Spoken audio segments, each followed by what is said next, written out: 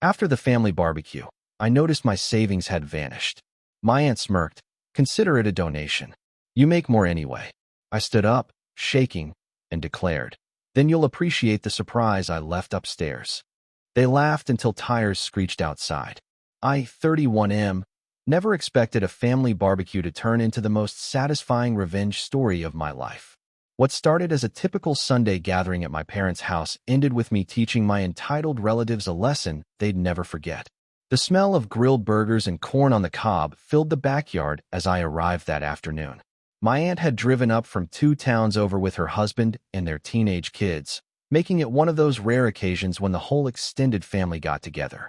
I'd been looking forward to it, especially since I'd just received a decent bonus at work and was planning to use some of it for a vacation I'd been dreaming about for months. After helping Dad with the grill and catching up with everyone, I excused myself to use the bathroom upstairs. That's when I decided to check my phone and saw the banking notification that made my blood run cold.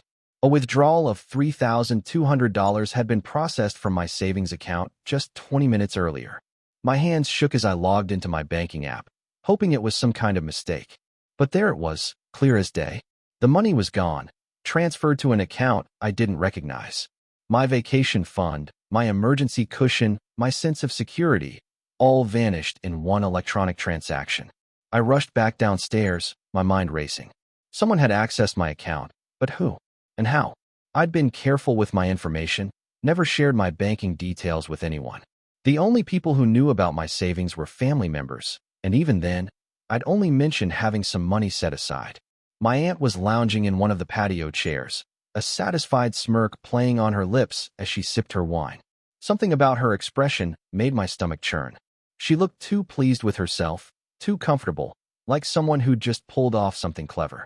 I approached her carefully, trying to keep my voice steady as I mentioned that someone had accessed my bank account. I asked if she'd noticed anything unusual, anyone acting suspiciously around my things. Her response made my blood boil. She looked up at me with that same smirk and told me to consider it a donation. She said I made more money anyway, so I shouldn't be so stingy with family. The casual way she admitted to stealing from me, the entitled tone in her voice, the complete lack of remorse, it all hit me like a physical blow. I stood there, shaking with rage, as she explained how she'd seen me enter my PIN when I'd checked my balance earlier. Apparently, she'd been watching over my shoulder when I'd stepped outside to take a work call, and she'd memorized the numbers. While I was helping with the barbecue, she'd gone upstairs, found my wallet, and used my debit card to transfer the money to her account. She justified it by saying her family needed it more than I did.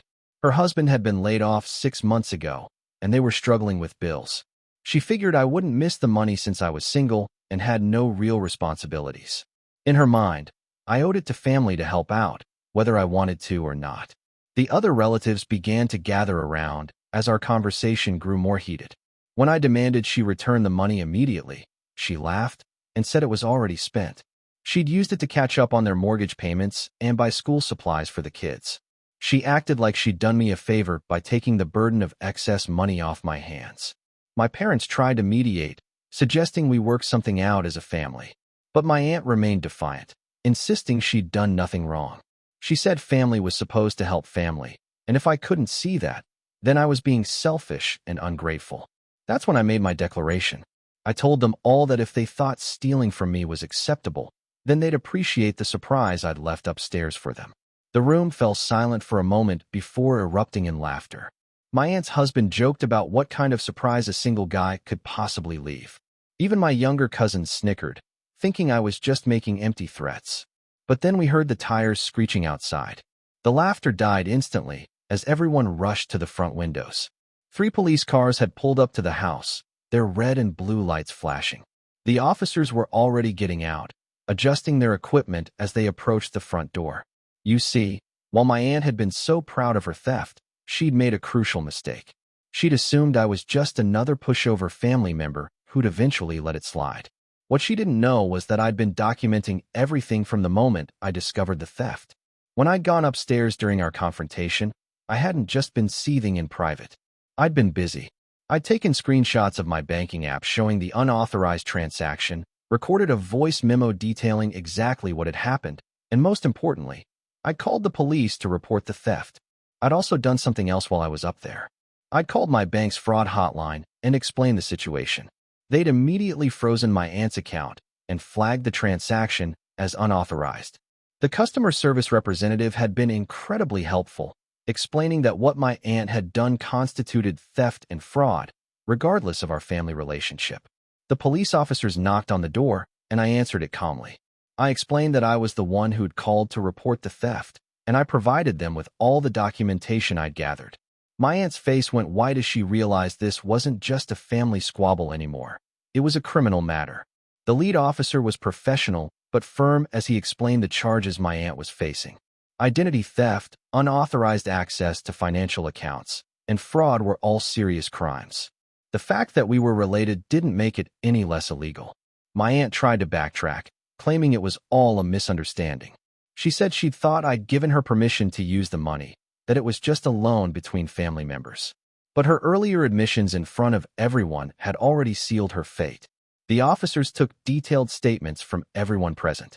My parents were mortified, caught between their loyalty to family and their disappointment in what their sister had done. My aunt's husband seemed genuinely shocked, claiming he'd had no idea where the money had come from when she'd suddenly announced they could catch up on bills. As the officers explained the legal process, my aunt finally broke down. She begged me to drop the charges, promising to pay back every penny. She sobbed about how an arrest would ruin her reputation and make it even harder for her husband to find work. She pleaded with our parents to convince me to be reasonable, but I'd already made my decision. I told the officers I wanted to press full charges. I explained that this wasn't just about the money, it was about the principle. She'd violated my trust, stolen from me, and then had the audacity to act like she'd done me a favor. Her entitled attitude and complete lack of remorse had made it clear that she'd do it again if given the chance. The officers arrested my aunt on the spot. As they led her away in handcuffs, she screamed about how I was destroying the family over money. She accused me of being vindictive and cruel, saying I'd regret this decision when I was older and needed family support. But I felt nothing but relief watching her being driven away in the back of a police car. The weight of her betrayal had been crushing me, and finally taking action felt like I could breathe again. Update 1. The aftermath of the arrest was swift and brutal for my aunt's family. Within 48 hours, the story had spread throughout our small town. Her husband lost a job opportunity he'd been pursuing when the potential employer discovered his wife's arrest record.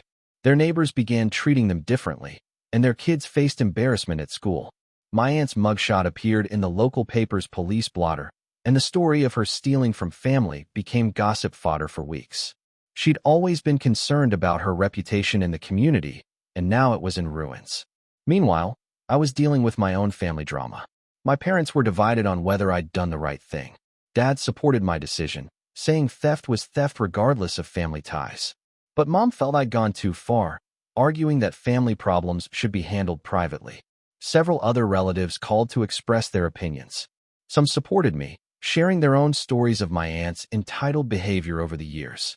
Others accused me of being heartless and destroying the family over money. A few tried to play mediator, suggesting I could still drop the charges if my aunt showed genuine remorse.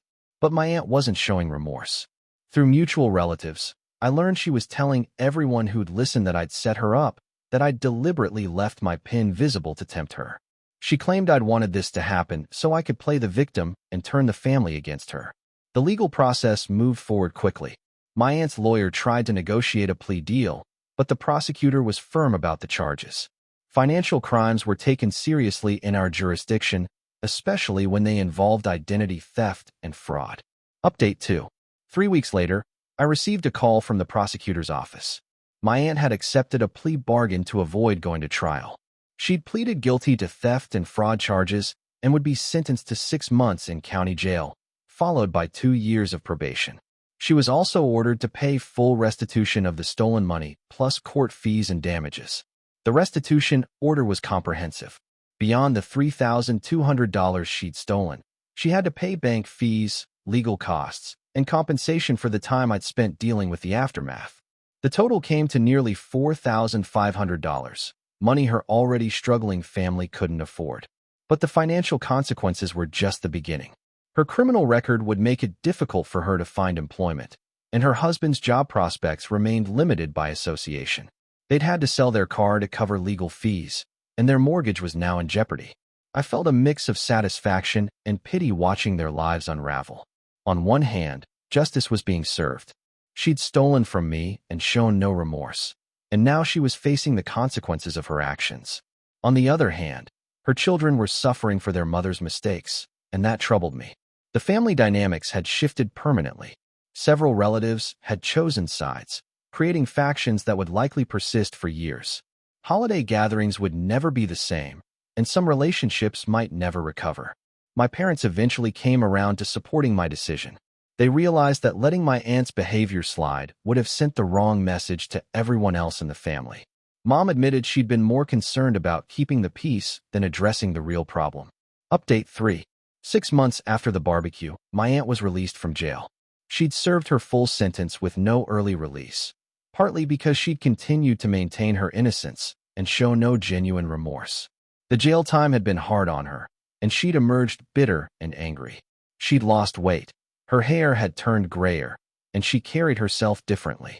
The confident, entitled woman who'd smirked at me while admitting to theft had been replaced by someone who looked defeated and resentful. Her family situation had deteriorated further during her incarceration. Her husband had finally found work, but it was a low-paying job that barely covered their basic expenses. They'd lost their house and were renting a small apartment across town. The kids had transferred schools and were struggling with the stigma of their mother's crimes. Through the grapevine, I learned that my aunt blamed me for everything that had gone wrong in their lives. She'd convinced herself that I'd deliberately orchestrated her downfall, that I'd been planning this revenge from the moment I discovered her financial struggles. In her mind, I was the villain who destroyed an innocent family over a few $1,000s. But I knew the truth. She'd made her choice when she decided to steal from me. She'd made it worse when she showed no remorse and tried to justify her actions. Every consequence she'd faced had been the direct result of her own decisions. The restitution payments were sporadic and small. She was supposed to pay me back in monthly installments, but she frequently missed payments or paid less than the required amount. Her probation officer had to intervene several times to enforce the court order. I could have been vindictive about the missed payments, but I chose to be patient. The money wasn't the point anymore. Seeing her struggle to rebuild her life while dealing with the consequences of her actions was satisfaction enough. The family had largely moved on, though the divisions remained. Some relatives had reconciled, accepting that I'd done what I had to do. Others maintained their distance, unable to forgive what they saw as my excessive response to a family matter.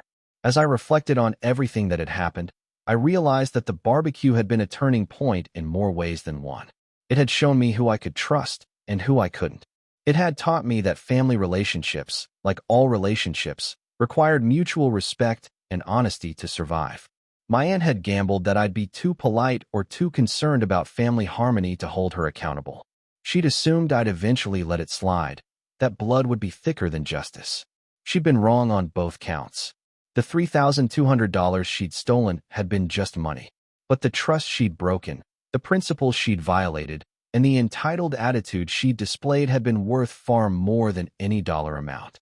In trying to take what wasn't hers, she'd lost everything that truly mattered. I never regretted my decision to press charges. In fact, I was proud of how I'd handled the situation. I'd stood up for myself, demanded accountability, and refused to let family loyalty excuse criminal behavior.